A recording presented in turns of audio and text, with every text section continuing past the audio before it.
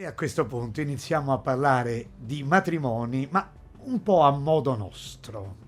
Gente che viveva fino al giorno prima di panino, birra, amore, cineclub, scannarsi per il numero di piatti del rinfresco, poi la cabina armadio, il mega schermo al plasma, la stupida cucina componibile e l'album fotografico, la visita alla zia. Non vi sposate, non vi sposate, no, non vi sposate, no, non vi sposate mai, non vi sposate, no, non vi sposate, no, non vi sposate, no, non vi sposate mai.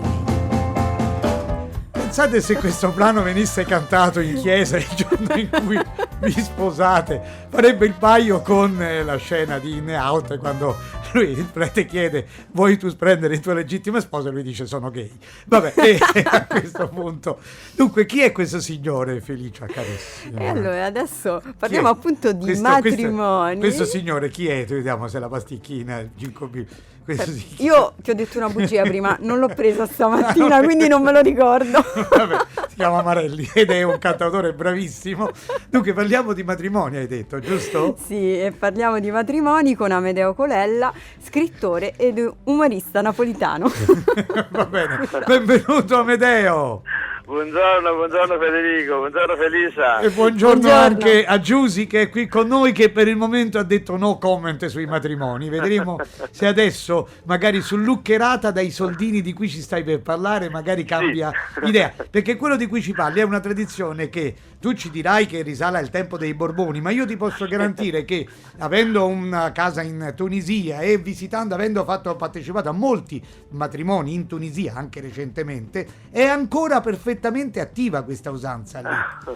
Di che si tratta? Beh, in tutto il sud Italia, sai, l'arrivo di una partecipazione di un matrimonio, e ormai siamo alle porte, fra maggio e settembre è matematico che ci arrivi almeno una partecipazione, parenti, amici, fratelli, cugini, colleghi, conoscenti, arriverà una partecipazione, e tu sai che partecipazione è una grande gioia, ma è anche un grande costo. Infatti, diciamocela tutta, l'arrivo della partecipazione spesso è vista quasi come l'arrivo di una cartella esattoriale, ecco, una cartella Equitalia, per intenderci.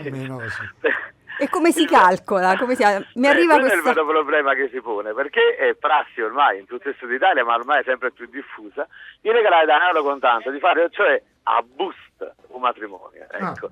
Il problema, la discussione che si innesta in famiglia appena arriva la partecipazione: quanto ci dobbiamo mettere nella busta?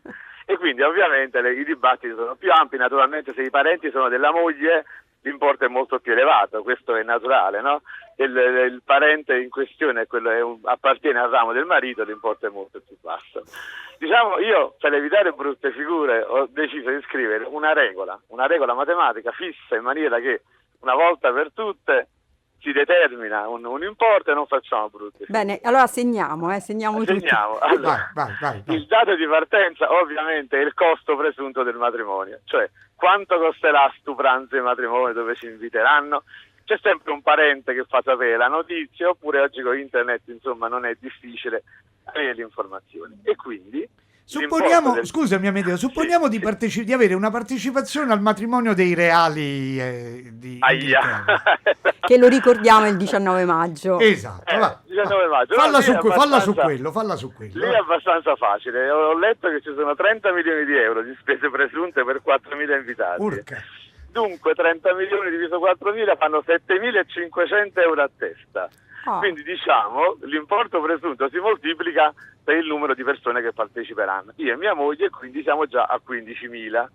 Ovviamente nel caso di Henry, ma naturalmente auguro a tutti gli ascoltatori di non avere la partecipazione di Henry perché altrimenti sono dolori.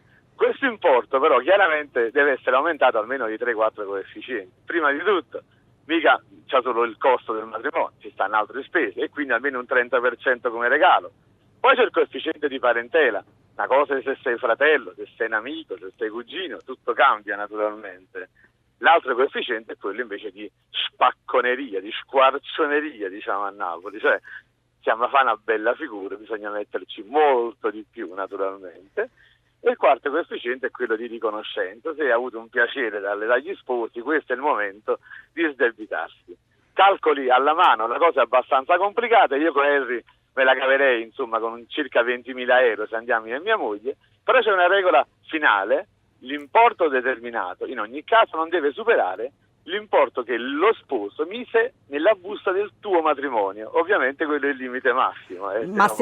Ma se l'abbiamo invitato però. Se l'abbiamo invitato, naturalmente attualizzato in valori attuali. Senti, ma invece se l'invito mi arriva da Meghan?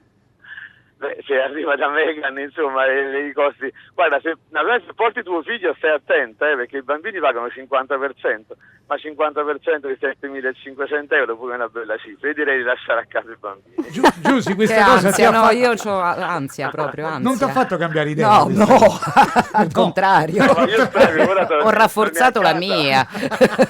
Spero che tornando a casa non trovi la partecipazione di Henry nella cassetta postale. Speriamo di no, perché io pensavo che questa possibilità di fare un matrimonio per Giusy, di avere tutti questi soldi, potesse farle cambiare. Ma anche perché Federico, per raccattare 20.000 euro io dovrei fare, ho fatto il conto, 80 prelevi al bancomat, diciamo, mi devo avviare. Anche perché adesso. Questi soldi devono essere in contanti, non si può mettere un assegnuccio, no. Soldi, no, l'assegno è veramente una cosa, insomma, squallida. Vabbè. Meno che mai il bonifico.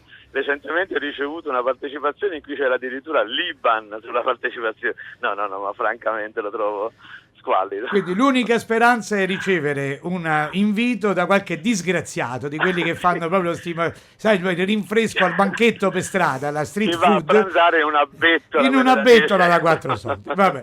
Amedeo Colella, grazie come sempre. Grazie come sempre Federico. Ciao.